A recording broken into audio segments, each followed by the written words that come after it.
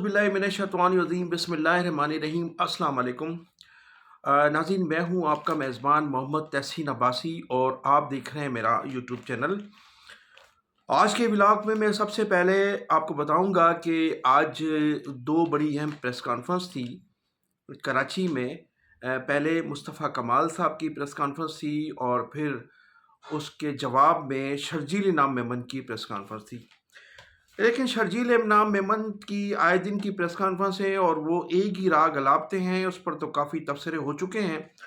और उनकी जो प्रेस कॉन्फ्रेंस है उससे लोगों को कोई सरोकार भी नहीं है। उस पर तो मैं तबसरा नहीं करूँगा क्योंकि रोज़ की मामूल की बातें, बल्दिया टाउन, बोरीबंद लाशें, दहशतगर्दी, हड़तालें, इसके अलावा उसके पास कोई मौजू नहीं है, इसलिए कि पॉलिटिकल बंदा तो वो है नहीं। और जिस तरीके से उसने अपना पीपल्स पार्टी में मकाम बनाया है वो किसी भी इज़्ज़तदार शख्स के लिए जो है वो किसी भी सूरत मुनासिब नहीं है। तो मैं आज के व्लॉग का इफ्तिताह करूँगा, अपनी जो शुरुआत करूँगा वो करूँगा हमारे इंतहाई सीनियर सहाफ़ी हैं मोअज़्ज़िज़ इमदाद सुमरो साहब, जिनका मैंने व्लॉग देखा और व्लॉग सुना भी, देखा भी। और फिर उसमें जो इमदाद सुमरो साहब का जो आज का व्लॉग था वो था मुस्तफ़ा कमाल की प्रेस कॉन्फ्रेंस का गुस्सा था। वो व्लॉग नहीं था बल्कि उनकी तरफ से मुस्तफ़ा कमाल की जो प्रेस कॉन्फ्रेंस थी उसका गुस्सा था और इल्ज़ामात जो थे वो सब बानी मुत्तहिदा अल्ताफ़ हुसैन साहब पर थे। और मुस्तफ़ा कमाल की प्रेस कॉन्फ्रेंस का जवाब जो है वो अल्ताफ़ हुसैन साहब पर इल्ज़ाम दर इल्ज़ाम लगाकर वो दे रहे थे। लेकिन आपको बताता चलूँ, इमदाद सुमरो साहब, सिंध की जो तकसीम की बातें हो रही हैं और कराची को इंतज़ामी यूनिट या इस्लामाबाद के हवाले किया जाना, यह एक नए सूबे की जो बात की जा रही है, ये वो ताकतें, ये वो क़ुव्वतें कर रही हैं जिसके मुतालिक आपको भी इल्म में, हम भी जानते हैं कि जिनके अपने मुफादात हैं और जो इंटरनेशनल क़ुव्वतें समझती हैं और जिन लोगों के दायरे अख्तियार में है। ना ये हम बना सकते हैं सूबा, ना हम में इतनी ताकत है और ना ही आप में इतनी ताकत है कि आप रोक सकते हैं, या पीपल्स पार्टी में इतनी ताकत है कि वो रोक सकती है सूबे बनने से। और हालात और वाक़यात तो ये बता रहे हैं कि बहरहाल कराची जो है उस सिंध से अलग होने जा रहा है। या तो इंतज़ामी यूनिट बनेगा या सूबा बनेगा या फिर इस्लामाबाद के हवाले हो जाएगा। इसलिए कि 17 साल जो पीपल्स पार्टी की कारकर्दगी है उसने कराची को अलग सूबा बनाने, इंतज़ामी यूनिट बनाने या फिर इस्लामाबाद के हवाले करने के जवाज़ जो हैं वो ख़ुद पैदा किए हैं।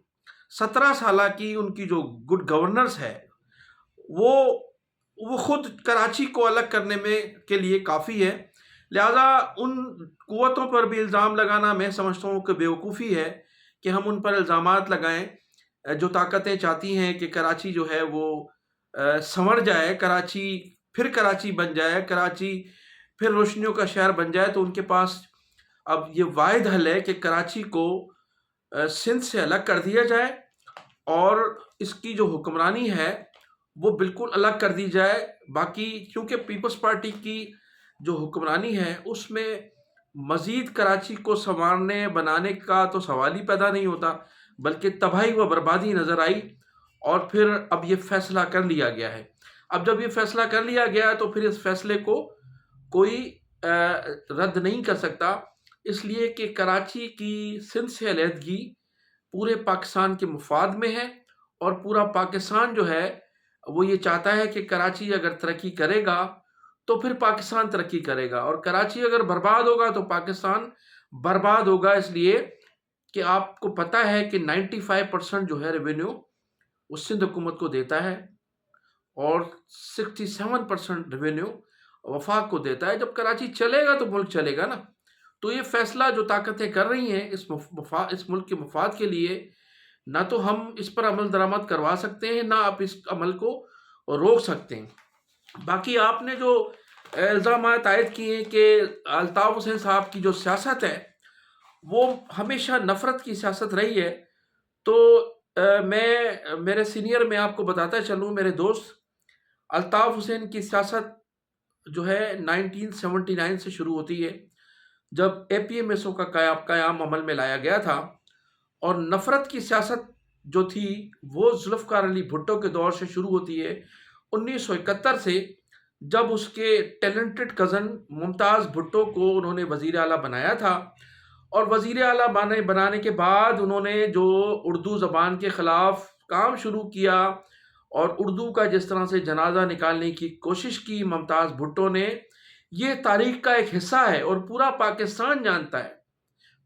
پیپلز پارٹی کے ہر آدمی کے علم میں۔ پھر اس کے بعد کوٹا سسٹم لگا کر اس نفرت کو مزید تقویت پہنچائی ذوالفقار علی بھٹو اور ممتاز علی بھٹو نے مل کر اپنی کیبنٹ کے ساتھ۔ پھر جو قتل عام ہوا لیاقت آباد میں، ان شہیدوں کی قبریں آج بھی موجود ہیں لیاقت آباد 10 نمبر پر، آپ ان شہداؤں کو جا کر دیکھ سکتے ہیں۔ نفرت کی سیاست 1971 سے شروع کی ذوالفقار علی بھٹو نے، اور مہاجروں کو یہ جواز پیدا کیا کہ آپ ایک پلیٹ فارم پر آ جائیں۔ اس سے پھر آگے اور میں آپ کو بتاؤں، 1100 ملازم نکالے گئے پاکستان سے یہ کہہ کر کہ یہ کرپٹ ملازمین ہیں، جبکہ وہ ملازمین جنہوں نے پاکستان کی تعمیر میں سب سے بڑا کردار ادا کیا تھا، ان میں غالب اکثریت مہاجروں کی تھی، جن کو ذوالفقار علی بھٹو نے نوکریوں سے نکالا تھا۔ پھر نیشنلائز کے نام پر کراچی کی صنعتیں، اسکول، کالجز جو نیشنلائز کیے گئے، وہ تمام کی تمام مہاجروں کی تھی، اور سب سے بڑا صنعتی شہر جو تھا وہ کراچی تھا۔ اس نیشنلائزیشن سے زیادہ تر 70 سے 75% جو متاثر ہوئے تھے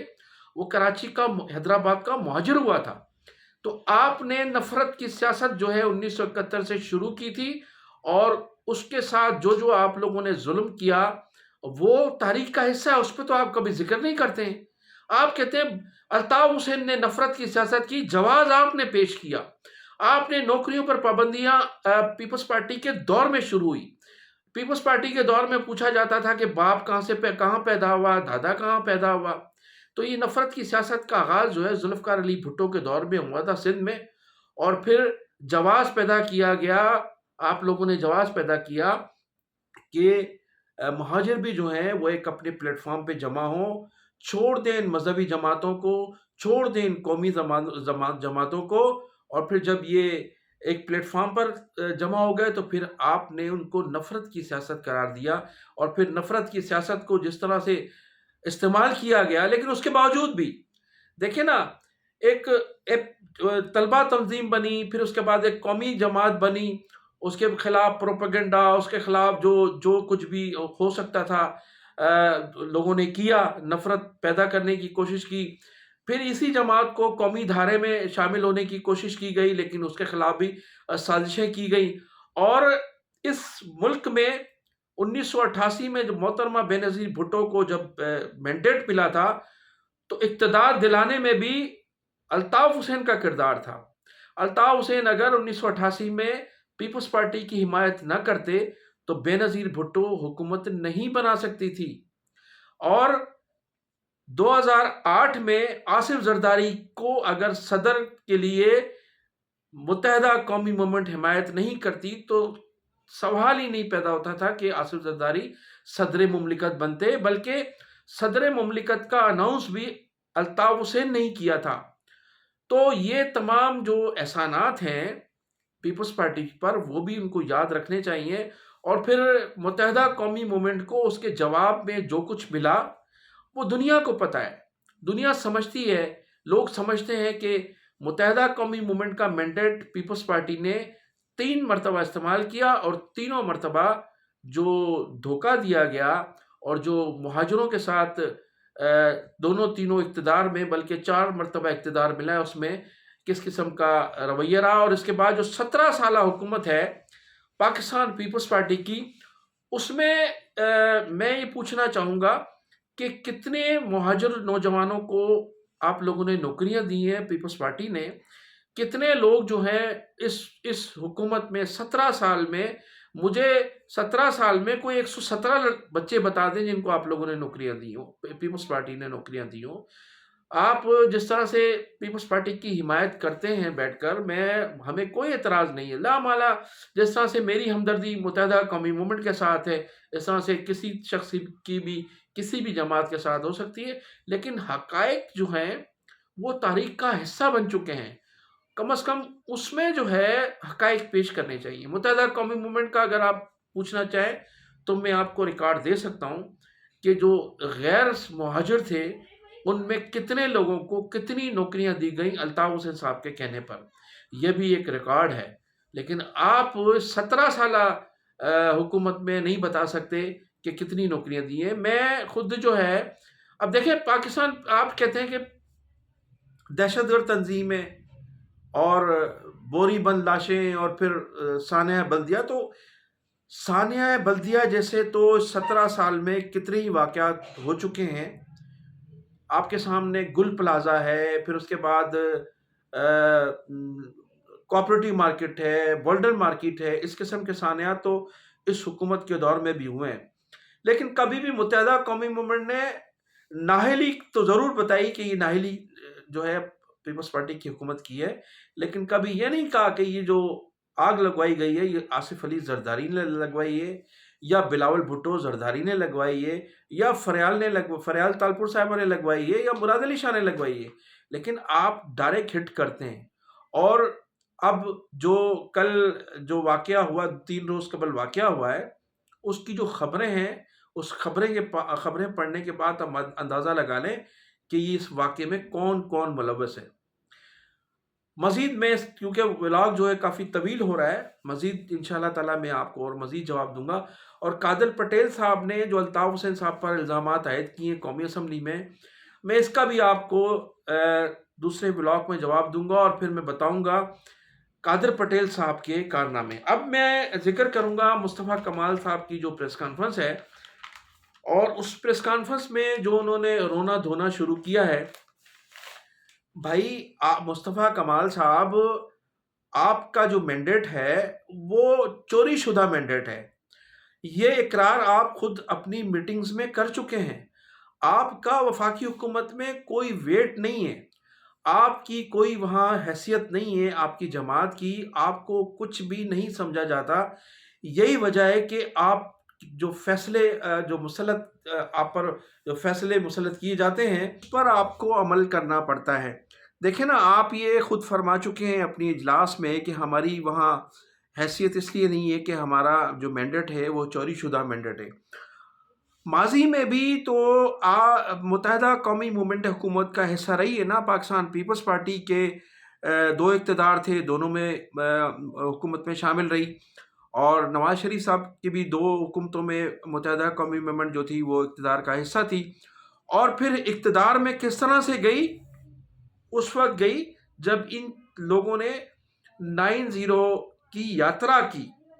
نواز شریف خود بھی 9-0 آئے، آصف علی زرداری کو بھی 9-0 آنا پڑا، اور محترمہ بے نظیر بھٹو کو بھی 9-0 آنا پڑا، اور الطاف حسین صاحب کی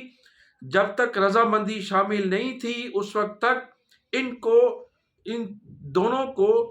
4 مرتبہ ملک میں حکومت بنانے کا جو تھا وہ ان کے پاس مینڈیٹ نہیں تھا۔ 4 مرتبہ، 2 مرتبہ نواز شریف، آصف زرداری، بے نظیر بھٹو، انہوں نے 9-0 کی یاترا کی اور پھر یہ حکومت بنا سکے۔ اور جب حکومت کا ان کا خاتمہ ہوا تو اس میں بھی پاکستان متحدہ قومی موومنٹ کا بڑا کردار تھا، اس لیے کہ متحدہ قومی موومنٹ کے خلاف جو ناجائز آپریشن کیے گئے، یہ تو تاریخ کا حصہ ہے کہ آصف علی جناب پاکستان پیپلز پارٹی کے نامزد کردہ جو صدر تھے، صدر مملکت سردار فاروق لغاری، اس نے جب اس حکومت کا خاتمہ کیا، محترمہ بے نظیر بھٹو کی 1996 میں جب حکومت کا خاتمہ کیا، تو اس میں سندھ میں ہونے والی ناجائزی اور زیادتیوں کا بھی ذکر تھا، اور انہوں نے کہا کہ جو زیادتیاں کی گئی ہیں کراچی میں، حیدرآباد میں یا سندھ میں جو زیادتی ہو رہی ہیں اس کا بھی انہوں نے جواز پیش کیا تھا۔ تو حکومتیں بنانے میں اور حکومتیں گرانے میں 9-0 کا ہمیشہ کردار رہا ہے۔ مصطفیٰ کمال صاحب، یہ آپ کے علم میں ہے، آپ بھی اس کا ایک حصہ رہے، تو وہ ایک ایم کیو ایم، وہ اس دور کی ایم کیو ایم تھی، اور آج آپ کی ایم کیو ایم ہے کہ آپ بار بار خوش آمدید کر رہے ہیں، اور بار بار آپ کو جو ہے جھٹک دیا جاتا ہے، یعنی آپ کو جو ہے وہ کوئی حیثیت ہی نہیں ہے۔ تو پھر جب یہ صورتحال ہو تو یہ کہا جاتا ہے کہ جو بزرگ فرماتے ہیں کہ جہاں انسان کی عزت نہ ہو تو وہاں اس کو وہ در چھوڑ دینا چاہیے۔ آج تو ہم سمجھ رہے تھے کہ مصطفیٰ کمال صاحب آج بڑے جذباتی پریس کانفرنس کریں گے اور اپنا استعفیٰ بھی ساتھ لے کر آئیں گے، اس لیے کہ ان کو جو مینڈیٹ ہمارے مقتدر حلقوں نے دلوایا تھا، اور جو چوری کا مینڈیٹ تھا فارم 47 کے تحت جتوایا تھا، کہ جیتنے کے بعد بھی لوگوں کو کچھ ڈیلیور کر سکیں گے، اور الطاف حسین کا نام جو ہے وہ جو آج ہر کراچی کے شہری اور حیدرآباد کے شہری کے دل میں موجود ہے، اس میں کمی آئے گی۔ لیکن اس میں کمی نہیں آئی، بلکہ یہ جو الطاف حسین کا پریشر تھا، الطاف حسین صاحب کا جو محبت تھی الطاف حسین صاحب کی، وہ مزید بڑھتی چلی گئی ہے۔ اور وہ جو لوگوں کو خیال تھا کہ آج آپ مستعفی ہو جائیں گے اور اپنے ساتھی